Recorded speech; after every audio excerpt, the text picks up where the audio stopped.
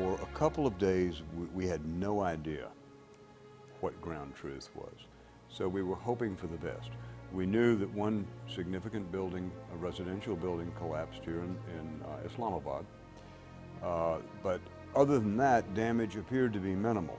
I remember on the day after the quake, on the 9th of October, when a Pakistani spokesman was saying that the death toll could be as high as 18,000 dead.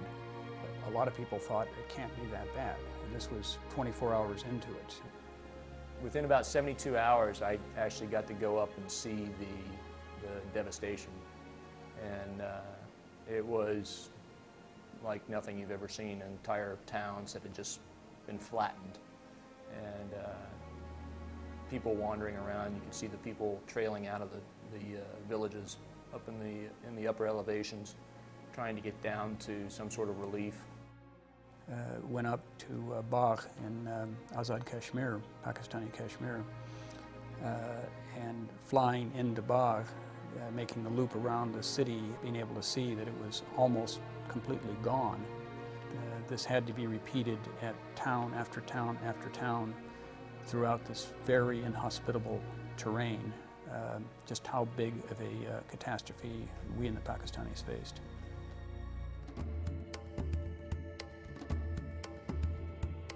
Musharraf had put out a call for help.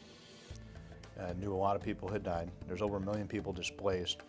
Come to find out that a confirmed 73,000 to 75,000 people were killed in the earthquake.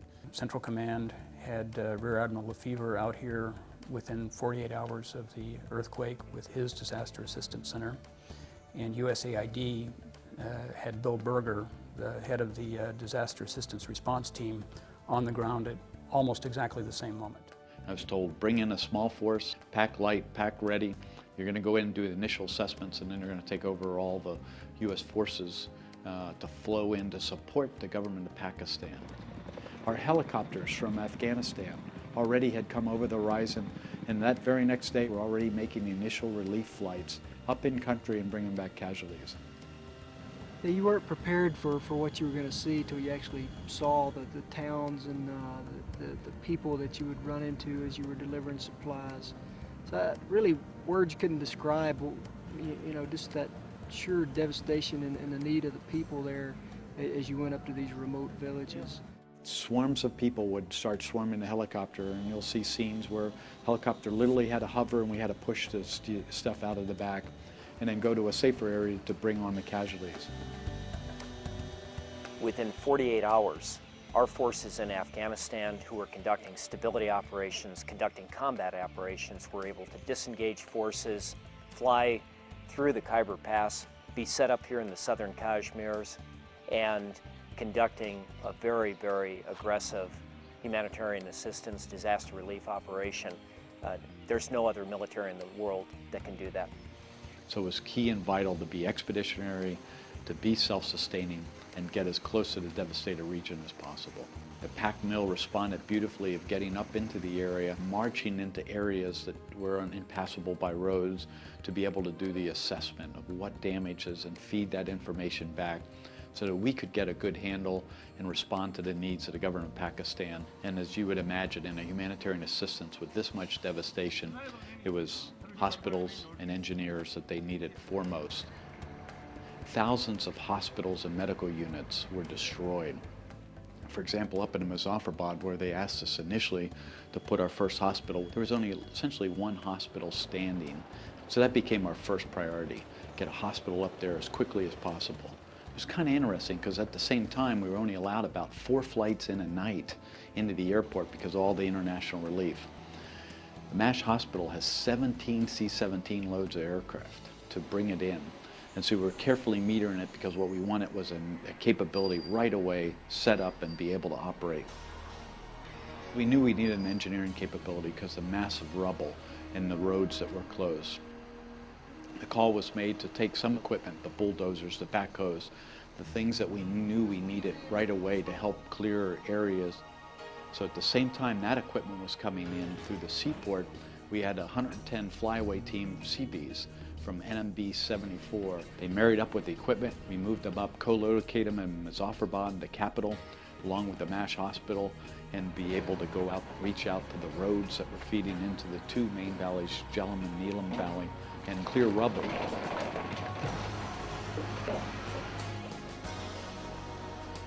We accomplished so much in so little time.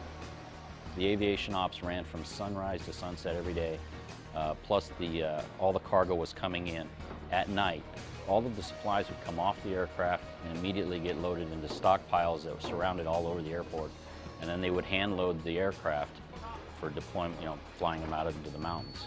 So it was very impressive the amount of relief supplies that were being delivered in that short, immediate response time after the disaster.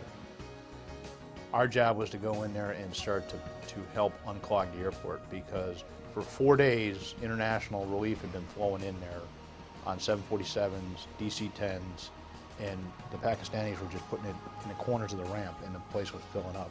I remember out there, sort of the end of the first week, standing there with Admiral Lefevre and the commander of the AEG, and looking at a undifferentiated mountain of relief supplies, just jammed up everywhere. And the AEG said, "Sir, if the Pakistanis will just give us the permission to attack that, we can sort it out." Well, they got that permission, and within a week, that mountain was gone. If they hadn't been there with their equipment, but especially their know-how in how to do this, we would have had a situation in which relief supplies came in, simply clogged the airhead, and never got out into the earthquake zone, and it would have been a disaster within a disaster.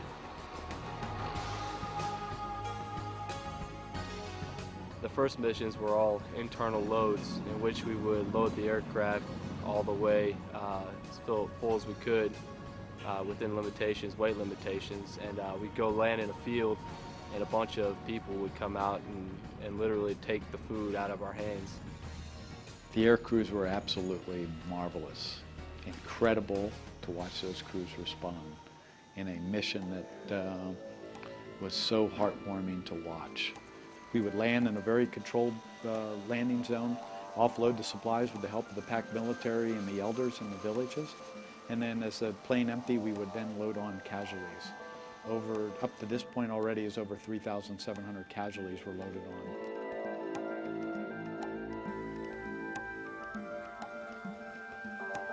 Look at it in the aggregate at the end of the day. You probably saved countless lives.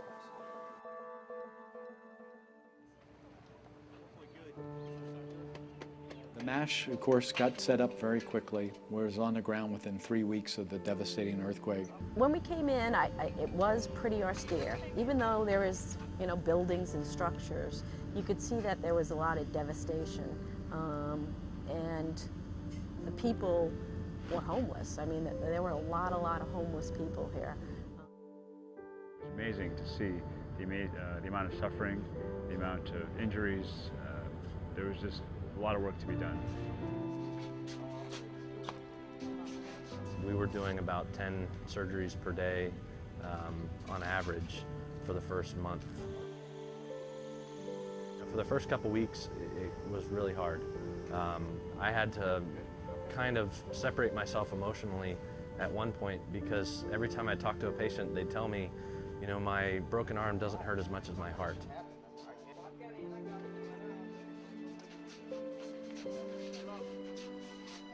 We wanted to make sure that we had health care in both provinces, so we set up, with the cooperation and direction of the Pakistan government, set up a hospital outside of Shikari, and that too, immediately upon arrival, was set up, able to operate, seeing patients, and did again a marvelous job. The really bad earthquake injuries peaked in the middle of November and then started to decline, and then we started seeing more primary care patients. The preventive medicine team on its outreach missions vaccinated nearly 5,000 individuals, children, adults, both men and women, and young kids.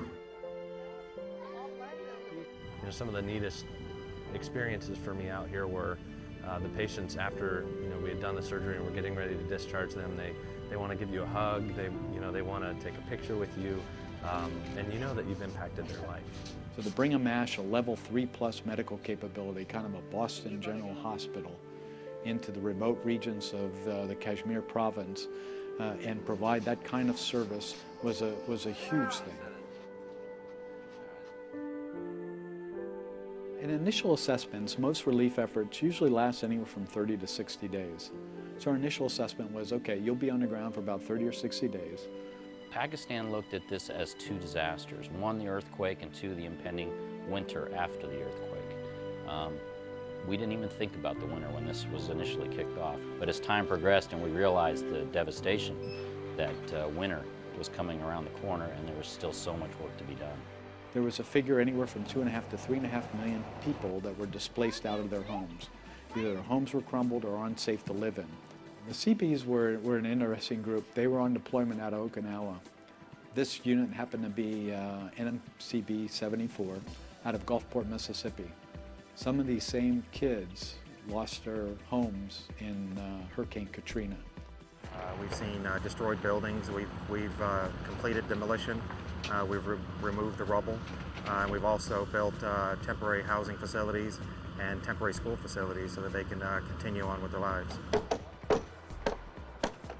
We're helping out the Pakistani people. Up at the villages where we work, it breaks my heart to see the kids, and the kids really play on me. And I think they play on my troops too.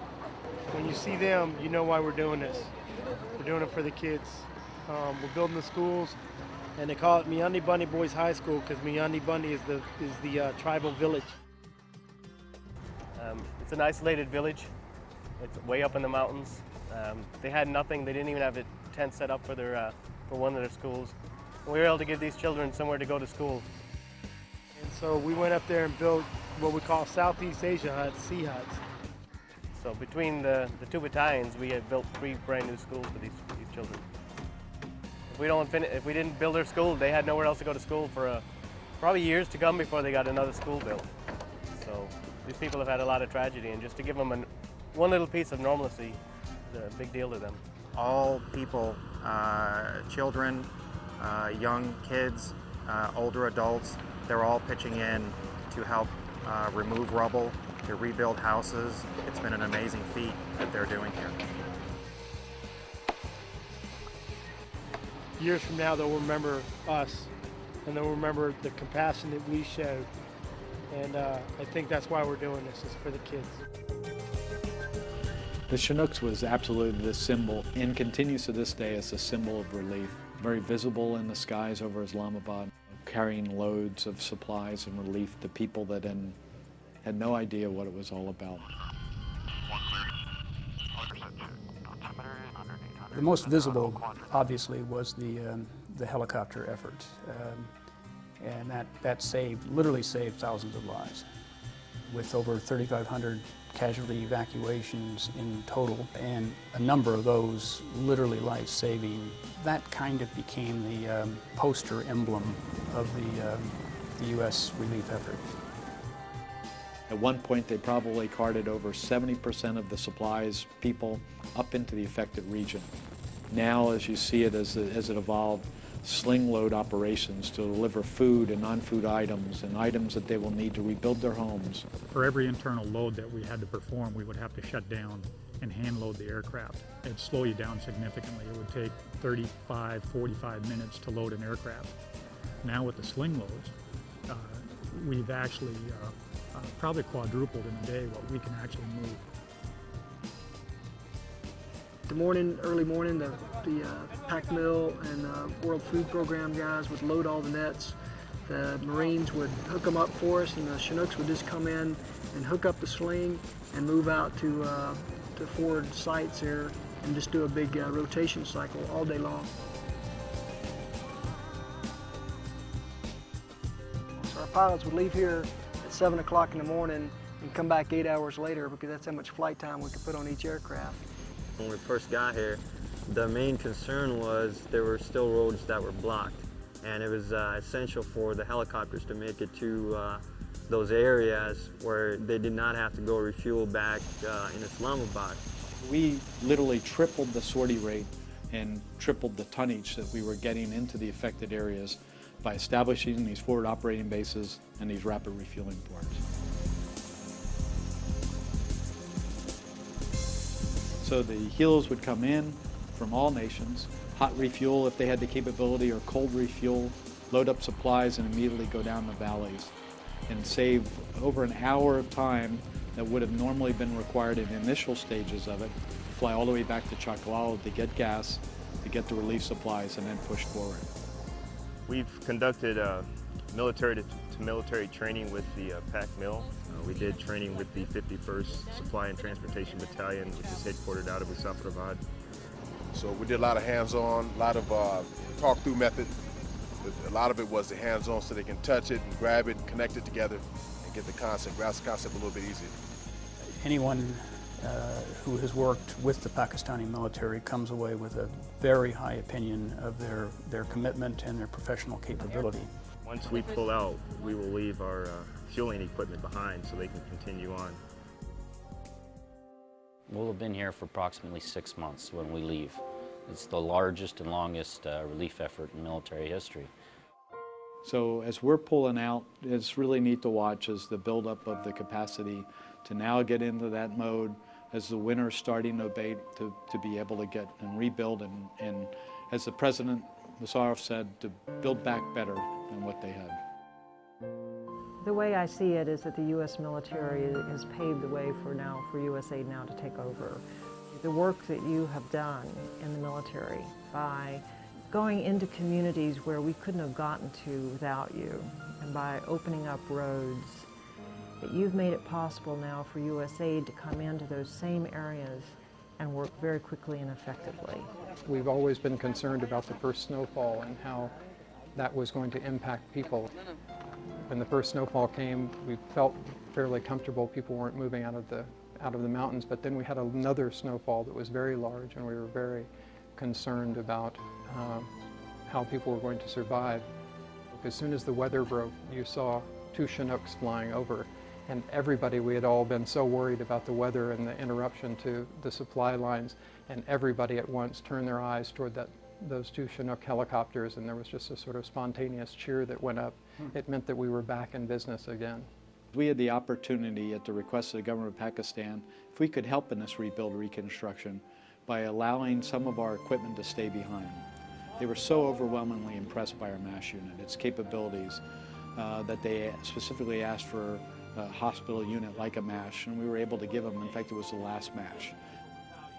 Many of these areas in this 100 by 300 kilometer swath of destruction was devastated and will require rubble removal that only these heavy bulldozers and dump trucks and backhoes can support. So we were able to leave up to 30 pieces of equipment behind as well. I think the legacy of this operation will be how quick and overwhelming the response was from the U.S. government. We did a lot, and I think everybody can be very proud of what they did. All of the U.S. assets came together as one team in support of the Pakistan government, and I think it made a huge difference. When you look at how many people have survived, how many houses have been rebuilt, I say undoubtedly that we've probably saved or kept 200,000, 300,000 people alive at least. We can show you all the numbers of what we did, the patients, the amount of rubble that we moved, the number of flights, the number of sorties. It does only tell part of it. Seeing Chinooks with this underslung loads coming in and people congregating, around the space where it was to touch down, and the hope they would see in the eyes of the affectees that the saviors have come. One would always remember such expression of people. We became more of friends rather than working partners, and I hope and pray that this relationship will continue. Your need was just in time, which we say that friend in need is a friend indeed. So you have proved to be our friends at this moment. I just couldn't be prouder of the individuals and of the team they formed. From day one right through to today, the people have been fantastic. I think this is probably the most rewarding experience. I think it has more impact than anything else I've done. I remember taking a helicopter mission up to Paris, a town in the northwest frontier that was completely isolated. We took out a number of casualties on the return flight, and I remember in particular one family.